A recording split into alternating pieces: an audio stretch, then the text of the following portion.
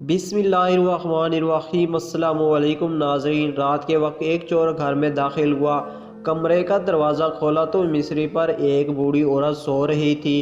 کٹ پٹ سے اس کی آنکھ کھل گئی۔ چور نے گھبرا کر اس کی طرف دیکھا تو وہ لیٹے لیٹے بولی، بیٹا تم شکل سے کسی اچھے گھرانے کے لگتے ہو، یقیناً حالات سے مجبور ہو کر چلو کوئی بات نہیں، الماری کے تیسرے خانے میں ایک تجوری ہے، اس میں سارا مال ہے، تم خاموشی سے وہ لے جانا، مگر پہلے میرے پاس آ کر بیٹھو، میں نے ابھی ایک خواب دیکھا ہے، وہ سن کر ذرا اس کے بارے میں مجھے تعبیر تو بتا دو۔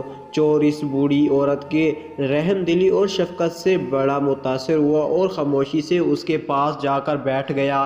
بڑھیا نے اپنا خواب سنانا شروع کیا، بیٹا میں نے دیکھا ہے کہ میں ایک صحرا میں گم ہو گئی ہوں، ایسے میں ایک چیل میرے پاس آئی اور اس نے 3 دفعہ زور زور سے بولا، ماجد ماجد ماجد، بس پھر خواب ختم ہو گیا اور میری آنکھ کھل گئی، ذرا بتاؤ تو اس کی کیا تعبیر ہوگی؟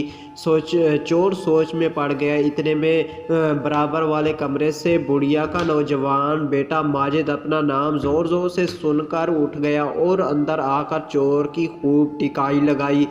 بڑھیا بولی، بس کرو، اب یہ اپنے کیے کی سزا بھگت چکا ہے۔ چور بولا، نہیں نہیں، مجھے اور مارو تاکہ مجھے آئندہ یاد رہے کہ میں چور ہوں، خوابوں کی تعبیر بتانے والا نہیں۔